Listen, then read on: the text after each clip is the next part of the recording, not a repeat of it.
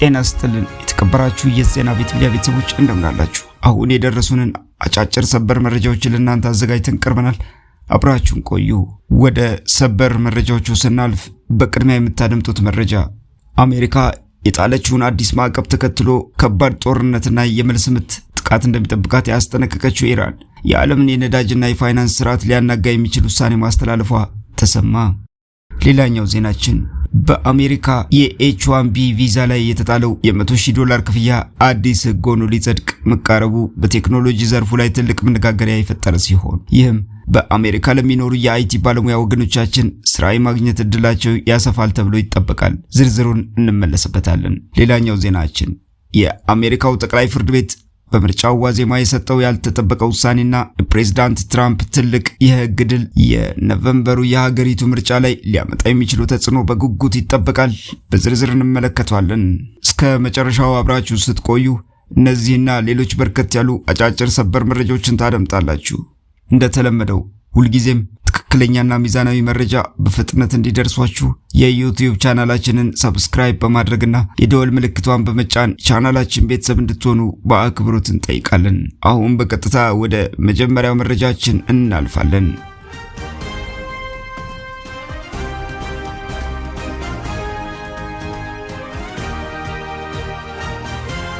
አሜሪካ በኢራን ላይ የጣለችውን ኢኮኖሚያዊ ማዕቀብ በስፋቷ ምክንያት በሁለቱ ሀገራት መካከል ያለው ውጥረት ወደ አዲስ ምዕራፍ ተሸጋግሯል። የአሜሪካው የፋይናንስ ሚኒስተር ስኮት ቤሰንት አዳዲስ ማዕቀቦችን ይፋ ማድረጋቸውን ተከትሎ ኢራን ጠንካራ የመልስ ምት እንደምትሰጥና ጥላቶቻችን ጥቃት እንደሚጠብቃቸው ማወቅ አለባቸው ስትል ይዛተች ሲሆን ማዕቀቡን ተከትሎም በባህረ ሰላጤው በኩል የሚደረገውን የነዳጅ ኤክስፖርት እንደምትቀንስና አስፈላጊ ከሆነም ወታደራዊ እርምጃ እንደምትወስድ አስጠንቅቃለች። ይህ አሁን ያለው አደገኛ ውጥረት የጀመረው ከ6 ወራት በፊት አሜሪካና እስራኤል በኢራን ላይ ያካሄዱትን ወታደራዊ ጥቃት ተከትሎ ነው። ያ ጥቃት የኢራንን መደበኛ የወታደራዊ አቅም በከፍተኛ ደረጃ የጎዳው የኢኮኖሚ ጉዳት ያደረሰበትና ቀድሞውን የበላይ መሪ አያቶላ አሊ ሐመነይን የገደለ ቢሆንም ኢራን ግን አሁንም በጎረቤቶቿና በሆርሙዝ ሰርጥ አቅራቢያ በሚያልፉ የነዳጅ ጫኝ መርከቦች ላይ ጥቃት ማድረስ የሚያስችላትን የሚሳኤልና የድሮን አቅም ይዛ ቆይታለች። ባለፉት ወራት ውጥረቱን ለማብረድ ዲፕሎማሲያዊ ጥረቶች ተደርገው ነበር። የፓኪስታን ወታደራዊ አዛዥ አሲም ሙኒር ከአሜሪካው ፕሬዝዳንት ዶናልድ ትራምፕ ጋር ከተነጋገሩ በኋላ በሰኔ ወር አሜሪካና ኢራን ጊዜያዊ የሰላም ስምምነት እንዲፈራረሙ አድርገው የነበረ ቢሆንም ስምምነቱ ግን በፍጥነት ፈርሷል። ይህንን ተከትሎም በነሐሴ ወር አጋማሽ አሜሪካ የኢራን ወደቦች ላይ ከበባ በማድረጓ የኢራን የነዳጅ ኤክስፖርት በከፍተኛ ሁኔታ እንዲቀንስ አድርጋለች። በዚህ የከረረ ሁኔታ ውስጥ የፓኪስታኑ አዛዥ አሲም ሙኒር በድጋሚ የሰላም ጥረት ለማድረግ ወደ ቴሄራን በማምራት ከኢራኑ ፕሬዝዳንት ማሱድ ፔዜሽኪያንም ጋር ተነጋግረዋል። ነገር ግን የኢራኑ ፕሬዝዳንት አሜሪካ የማስፈራራትና የጫና ፖሊሲዋን ካልቀየረች ሁኔታው ይበልጥ እንደሚወሳሰብ ገልጸዋል።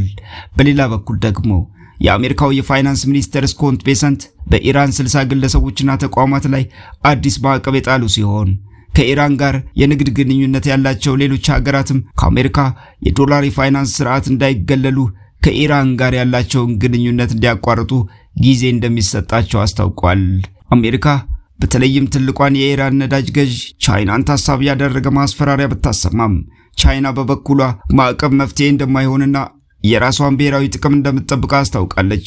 የኢራን የኢኮኖሚ ሚኒስቴር አሊ ማዳኒ ዛሄድ በበኩላቸው ቻይናም ሆነች ሩሲያ የአሜሪካን ማዕቀብ እንዳልተቀበሉት ገልጸው ሀገራቸው ለአሜሪካ ኢኮኖሚያዊ ጥቃት ዝግጁ መሆኗና የመልስ ምት ጥቃት እንደምትሰጥ ገልጸዋል።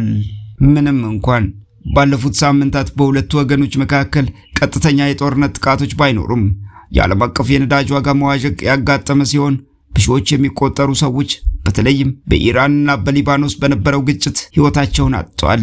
አሜሪካና እስራኤል የኢራንን የኒውክሌር ፕሮግራም ሙሉ በሙሉ ለማጥፋት ቢፈልጉም በአሁኑ ወቅት የኢራን የኒውክሌር አቅም በምን ደረጃ ላይ እንደሚገኝ በግልጽ የታወቀ ነገር የለም። በሌላ ዜና የአሜሪካው ፕሬዝዳንት ዶናልድ ትራምፕ አስተዳደር በከፍተኛ የሙያ መስክ ለተሰማሩ የውጭ ሀገር ሰራተኞች የሚሰጠውን የኤች1ቢ ቪዛ ለማግኘት የሚከፈለው ክፍያ $100,000 በላይ እንዲሆን የሚያስገድድ አዲስ መመሪያ አውጥተዋል። ይህ መመሪያ ቀደም ሲል በፍርድ ቤት የታገደ ቢሆንም አሁን ደግሞ በይፋዊው የፌደራል መዝገብ ላይ ተመዝግቦ ቋሚ ሕግ እንዲሆን ጥረት እየተደረገበት ይገኛል። ይህ ውሳኔ በተለይም በቴክኖሎጂ በትምህርትና በምርምር ዘርፍ ላይ የተሰማሩ ተቋማትን በከፍተኛ ሁኔታ የሚጎዳና ወጪያቸውን የሚያነር እንደሆነ ተገልጿል። ይህ አወዛጋቢ ጉዳይ የጀመረው ባለፈው ዓመት ፕሬዝዳንት ትራምፕ የቪዛ ክፍያው በጊዜያዊነት እንዲጨምር ትዕዛዝ ባስተላለፉበት ወቅት ነበር። ነገር ግን ባለፈው ሰኔ ወር ላይ አንድ የአሜሪካ ፌዴራል ዳኛ ውሳኔው ሕገወጥ ነው በማለት እንዳይተገበር አግዶት ነበር። አሁን ላይ የቦስተን ይግባኝ ሰሚ ፍርድ ቤትና ሌላ ተጨማሪ ፍርድ ቤት የትራምፕ አስተዳደር ያቀረበውን አቤቱታና የንግድ ተቋማት ያቀረቡትን ቅሬታ እየመረመሩ ይገኛሉ። የጊዜያዊው የቪዛ ክፍያ ጭማሪ መመሪያ በሚቀጥለው መስከረም ወር ላይ የሚያበቃ ቢሆንም የአሜሪካ የሀገር ውስጥ ደህንነት መስሪያ ቤት ክፍያው $13265 ሆኖ ቋሚ እንዲሆን የሚጠይቅ ረቂቅ ደንብ ይፋ አድርጓል። እስከ ዓመቱ መጨረሻ ድረስ ቋሚ ሆኖ ሊጸድቅ የሚችለው ይህ አዲስ ክፍያ ቀደም ሲል ከ$2000 እስከ $5000 ብቻ ይከፈልበት የነበረውን አሰራር ሙሉ በሙሉ የሚቀይር ነው። ሆኖም ይህ ግዙፍ ክፍያ በአሜሪካ ውስጥ በተማሪነት ቪዛ ላይ ሆነው ወደ H1B በሚቀይሩትና ነባር ቪዛቸውን በሚያድሱት ላይ አይተገበርም። አሜሪካ በየዓመቱ ለልዩ ሙያተኞች 65000 እንዲሁም ማስተርስና ከዚያ በላይ ላላቸው 20000 በጠቅላላው 85000 የH1B ቪዛዎችን ትሰጣለች። ፕሬዝዳንት ትራምፕና የፖሊሲው ደጋፊዎች ኩባንያዎች ርካሽ የውጭ ሰራተኞችን በማስገባት የአሜሪካውያንን የሥራ ዕድል እንዳይነጥቁ ለማድረግ ነው ቢሉም የንግድ ተቋማት ግን ብቁ የአሜሪካ ዜጎች በሌሉበት ዘርፍ ከፍተኛ ባለሙያዎችን ለማምጣት ቪዛው አስፈላጊ ነው ይላሉ። እስከ የካቲት ወር አጋማሽ ድረስ ገና 70 የሚሆኑ አምራቾች ብቻ ለ85 ሰራተኞች ይህንን $100,000 ክፍያ ፈጽመው ነበር። አሁን ላይ ይህን አሰራር በመቃወም የአገሪቱ ትልቁ የንግድ ምክር ቤት በዲሞክራቶች የሚመሩ ክፍለ ሀገራት የሰራተኛ ማህበራትና አሰሪዎች በፍርድ ቤት ክስ መስርተዋል። ተቃዋሚዎቹ ፕሬዝዳንቱ የውጭ ዜጎችን የመግባት መብት የማገድ ስልጣን ቢኖራቸውም በኮንግረስ የወጣውን የቪዛ ህግ መሻር ወይም ያለ ኮንግረስ ፍቃድ አዲስ ታክስና ክፍያ መጣል አይችሉም ሲሉ ይከራከራሉ። በሌላ በኩል የትራምፕ አስተዳደር ክፍያው ታክስ አይደለም ሲል ይከራከራል። የዚህ ጠንካራ ፖሊሲ ውጤት ሆኖ አሰሪዎች ባለፈው ዓመት ለቪዛ ያቀረቡት አመልካች ቁጥር ከ2023 ዓ.ም ግማሽ በታች በመሆን ወደ 344000 ዝቅ ብሏል። በአሜሪካ የሚኖሩ ወገኖቻችን በኢንፎርሜሽን ቴክኖሎጂ ዘርፍ የሥራ ዕድል ለማግኘት ከጊዜ ወደ ጊዜ እየተፈተኑ መምጣታቸው የሚታወቅ ሲሆን ለዚህም ዋነኛው ምክንያት በርካታ ድርጅቶች በዝቅተኛ ክፍያ በH1B ቪዛ ሰራተኞችን ከአሜሪካም ሆነ ከአሜሪካ ውጭ በርቀት በማሰማራት እንዲሰሩ ማድረጋቸው ነበር። በተጨማሪም በርካታ የመግቢያ ደረጃ የሥራ ዕድሎች በሰው ሰራሽ አስተዋይነት AI እየተወሰዱ መሆናቸው ችግሩን አባብሶታል። በመሆኑም ይህ $100,000 ክፍያ መመሪያ ምንም እንኳን ለትልልቅ ካምፓኒዎች ፈታኝ ቢሆንም በሌላ በኩል ግን በአሜሪካ ህጋዊ የመስሪያ ፍቃድ ያላቸውን የሥራ ዕድል የሚፈልጉ የሀገር ውስጥ ባለሙያዎችንና ወገኖቻችንን የሥራ ዕድል በከፍተኛ ሁኔታ ያሰፋል ተብሎ ይገመታል። ይህም ወደፊት በሂደት የሚታይ ይሆናል። በሌላ ዜና የአሜሪካዊ ጠቅላይ ፍርድ ቤት በቅርቡ ሊካሄድ ከታሰቡ መካከለኛ ዘመን ምርጫ ጥቂት ወራት ቀደም ብሎ ፕሬዝዳንት ትራምፕ በፖስታ የሚደረግ የምርጫ ድምጽ አሰጣጥን የሚገድብ ፕሬዝዳንታዊ ትዕዛዝ እንዲተገብሩ ፈቀደ። በፖስታ የሚደረግ ድምጽ አሰጣጥን ላለፉት ዓመታት ሲቃወሙ ለቆዩት ፕሬዝዳንት ትራምፕ ይህ ትልቅ የህግ ድል ቢሆንም የህግ ክርክሩ ገና ስላልተጠናቀቀ በኖቬምበሩ ምርጫ ላይ የሚያደርሰው ትክክለኛ ተጽዕኖ በግልጽ አልታወቀም። ፍርድ ቤቱ ይህንን ውሳኔ ያስተላለፈው ክስ የመሰረቱት የአሜሪካ ክፍለ ሀገራት በጉዳዩ ላይ ክስ የማቅረብ መብት የላቸውም በሚል ሲሆን ምክንያቱም ይህ የፕሬዝዳንቱ መመሪያ የውስጥ አሰራር ስለሆነ በክፍለ ሀገሩ የምርጫ ህግ ላይ አደጋ ያደርስም በሚል ነው። ሆኖም ፍርድ ቤቱ ይህ ውሳኔው የመመሪያውን ህጋዊነት ሙሉ በሙሉ የሚያረጋግጥ እንዳልሆነና ሂደቱን ጊዜ እንደሚመልሰው ገልጿል። የዚህ አጠቃላይ ክስተት አመጣጥ የሚጀምረው ባለፈው መጋቢት ወር ነው። ፕሬዝዳንት ትራምፕ የአገር ውስጥ ደህንነት መስሪያ ቤት መራጮችን የሚለይ መዝገብ እንዲያዘጋጅና የአሜሪካ ፖስታ አገልግሎትም በዚህ መዝገብ ላይ ካሉ ሰዎች ብቻ ድምጽ እንዲቀበል የሚያዝ የፕሬዝዳንትነት መመሪያ ወጡ። ነገር ግን የመራጮች መረጃ ሁልጊዜ ስለሚቀያየር እንዲህ ያለው ሀገር አቀፍ መዝገብ በፍጥነት ጊዜ ያለፈበት ይሆናል በሚል የመራጮች መብት ተሟጋቾች ወቀሱ። በመቀጠልም የዲሞክራቲክ ፓርቲ አባላት የሆኑ የክፍለ ሀገራት አቃቢያን ህጋት ጥምረት በመፍጠር መመሪያውን በህግ ተቃወሙት። ከዚያም ባለፈው ሰኔ ወር የማሳቹሴትስ ክፍለ ሀገር ዳኛ አንድሪ ታሊዋኒ የትራምፕን መመሪያ ዋና ክፍሎች አገዱት። ሆኖም በሐምሌ ወር የፌዴራል ይግባኝ ሰሚ ፍርድ ቤት ይህ የፕሬዝዳንቱ መመሪያ በክፍለ ሀገራት የምርጫ አሰራር ላይ ያልተለመደ ጣልቃ ገብነትን የሚያመጣና መራጮች እንዲደናገሩ የሚያደርግ ነው ቢልም የመመሪያውን ትግበራ ደገፈው። ይህን ተከትሎ ነው ጉዳዩ ወደ ጠቅላይ ፍርድ ቤት ያመራው።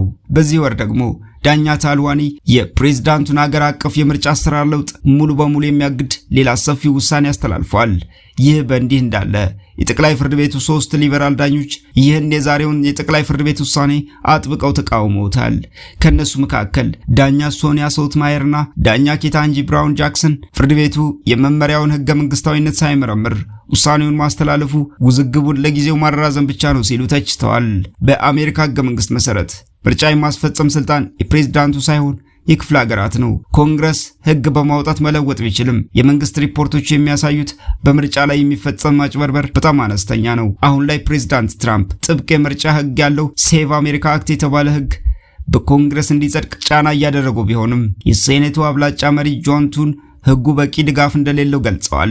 አሁን የምርጫው ቀን 3 ወር ብቻ የቀረው ሲሆን የሁሉም አይን ጠቅላይ ፍርድ ቤቱ በዳኛ ታልዋኒ ሀገር አቀፍ እገዳ ላይ በሚሰጠው ቀጣይ ውሳኔ ላይ አርፏል። ወደ አጫጭር መረጃዎቻችን ስናልፍ በመጀመሪያ የምናገኘው አሜሪካ ውስጥ የሚኖሩ በመቶ ሺዎች የሚቆጠሩ ሰዎች አስደንጋጭ ሰበር ዜና ደርሶናል። የአሜሪካ መንግስት በታሪክ ውስጥ ትልቁ የተባለውን የቪዛ መሰረዝ እርምጃ ለመውሰድ ማቀዱን አሶሺየትድ ፕሬስ ይፋ አድርጓል። በዚህ ውሳኔ መሰረት ቀደም ሲል ለ200 ሺህ የሚጠጉ የጥገኝነት ጠያቂዎች ተሰጥተው የነበሩ የንግድና የቱሪዝም ቪዛዎች በጅምላ ሙሉ በሙሉ ሊሰረዙ ነው። ይህ አዲስ እቅድ ተግባራዊ ከተደረገ የሀገሪቱን የስደት ፖሊሲ ሙሉ በሙሉ የሚቀየር ሲሆን በአሁኑ ወቅት ጥገኝነት ጠይቀው በስጋት ላይ ላሉት ለነዚህ 200 ሺህ ሰዎች ደግሞ ህጋዊ መኖሪያቸውን አጥተው ለቀጣይ መባረርና ለእንግልት ስለሚያጋልጣቸው ከፍተኛ አሳሳቢ ስጋት ደቅኖባቸዋል። በሌላ ዜና በካሪቢያን ደሴት ሀገር ሄይቲ የሚኖሩ ንጹሃንን በከፍተኛ ድንጋጤ ውስጥ የከተተ ሌላ አሳዛኝ ሰበር ዜና ደርሶናል። ታጣቂ የጎዳና ቡድኖች ወደ ሀገሪቱ ዋና ከተማ የሚወስዱትን ቁልፍ መንገዶች የሚቆጣጠርና ከፍተኛ ስትራቴጂካዊ ጠቀሜታ ያለው ኮረብታማ ማህበረሰብን ኢላማ በማድረግ አሰቃቂ ጥቃት ፈጽመዋል። በዚህ ድንገተኛና ጨካኝ ጥቃት ምክንያት ቢያንስ 30 ንጹሃን ዜጎች ህይወታቸውን በአሰቃቂ ሁኔታ ያጡ ሲሆን ድርጊቱ የአካባቢውን ሰላም ሙሉ በሙሉ አደፍርሶታል። ታጣቂዎቹ ቦታውን የተቆጣጠሩበት ዋና ምክንያት ዋና ከተማውን የሚቀጥሩ መስመሮችን በእጃቸው በማስገባት ከፍተኛ ቁጥጥር ለማድረግ እንደሆነ የተገለጸ ሲሆን ይህም የነዋሪዎችን ህይወት ለከፍተኛ ረሃብና የደህንነት ስጋት የሚዳርግ አደገኛ ድርጊት ነው። በመጨረሻም በሜክሲኮ በሚካሄደው የዓለማችን ትልቁ የክፍት መንገድ የበሬ ፍልሚያ ውድድር ላይ አንድ አሳዛኝ ሰበር ዜና ተሰምቷል።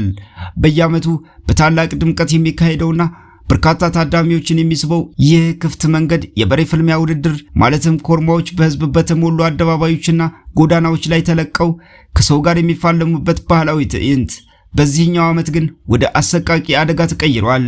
የ29 ዓመት ወጣት በውድድሩ ወቅት ከኮርማዎች በደረሰበት ከባድ ጥቃት ህይወቱ ማለፉ የተረጋገጠ ሲሆን ክስተቱ አጠቃላይ ታዳሚውን በድንጋጤ አናውጧል።